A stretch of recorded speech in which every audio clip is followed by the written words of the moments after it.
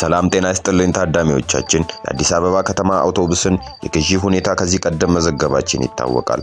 አሁን ላይ ጉዳዩ የብዙ አካላት አጀንዳ ሆኖ ጭምር ከግዢው ጋር ግንኙነት ያላቸው አካላት ምላሽ ቢሰጡበትም የተሰጠው ምላሽ በራሱ ብዙ ጥያቄዎች እንዲነሱ አድርጓል። የሳምንቱ ትልቅ ርዕስ በመሆንም ሚዲያዎችን በድጋሚ ተቆጣጥሯል። ከሚመለከታቸው አካላት የተሰጡ ምላሾችና ምላሹን ተከትሎ የተነሱ ሐሳቦችን እንዳስሳለን። አብራችሁን ቆዩ።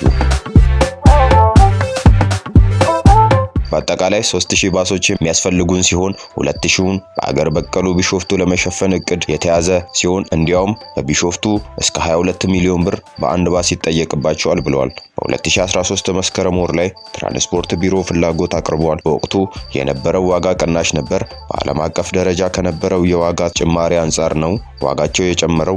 በተለይም የሩሲያና የዩክሬን ጦርነት ዋነኛው ምክንያት ነው። ካለን የምንዛሪ ሁኔታ አንጻር በውጭ ምንዛሪ መክፈል ስለማንችል በዚህም የተነሳ በአገር አቀፍ ጨረታ እንዲወጣ አድርገን 9 ተወዳዳሪዎች የቀረቡ ሲሆን 7 ቴክኒካል ምዘናውን አልፈው 1 ፋይናንሻል አልፈዋል። ከዚህ በፊት ባወጣነው ጨረታ ላይ ቀርቦ የነበረው የባስ ዋጋ አሁን ከተገዛበት ልዩነት ያመጣው በባሶቹ ላይ እንዲጨመሩልን ካዘዝናቸው ነገሮች ነው። ለምሳሌ ብለውም ከ20 በላይ የመቆጣጠሪያ ካሜራ፣ ተሽከርካሪውን መቆጣጠር የሚያስችሉ የኢንፎርሜሽን ቴክኖሎጂ ሲስተም፣ ለሀገራችን የመንገድ ሁኔታ የሚመጥን ጠንካራ ቻንሲስ እና የመሳሰሉት ናቸው በማለት ሐሳባቸውን የሰጡ ሲሆን የባሶቹ ዋጋ ዓለም ላይ ካለው የባስ ዋጋ የተጋነነና ዋጋው ጨምሯል ያሉበትን ምክንያት እንደማይቀበሏቸው የሚከተሉትን መከራከሪያ ነጥቦች በማንሳት ሞግቷል። የውጭ ምንዛሬ ማቅረብ ባለመቻላችን ነው ለተባለው ጉዳይ መንግስት የውጭ ምንዛሬ አቀረበም አላቀረበም የምንዛሬ ተመኑ ማስላት የሚቻለው በብሔራዊ ባንክ ተመን ሬት ላይ ተመስርቶ ነው። አስመጪም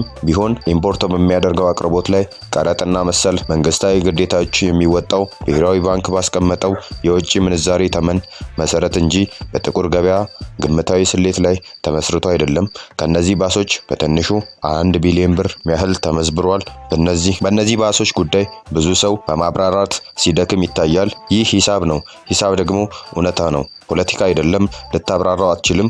ከተገዛ ተገዛ ነው። ቀጥታ ከአምራች አልገዛንም፣ ያ ብቻ በቂ ነው። ከአምራች የሚገዛ ቢሆን ኖሮ አምራችም ስሙን ለመጠበቅ ስለሚፈልግ ሌብነት ውስጥ እጁን አያስገባም። መኪናውን ከአቅራቢ ነው የገዛ ነው ከተባለ ከቻንሲ ስር ያሉ ዋና ክፍሎች ከጀርመን በመጡ ምርቶች ተተክተው እንዲሰሩልን አድርገናል ይላል። ይህ ፋብሪካው ብቻ ነው ሊያደርግ የሚችለው። እያንዳንዱን ወጪ ለምን አይዘረዝሩም? ግልጽ ለማድረግ ታሳቢ ከሆነ መንግስት ዶላር የለውም፣ አስመጪዎች ግን ዶላር አላቸውና የመሳሰሉት ነገሮችን አንስተዋል። የአውቶቡሶቹ ዋጋና የቀረበውን ምክንያት እንዴት አያችሁት? ፍርዱን ለእናንተ ስንል አበቃን። መልካም ጊዜ።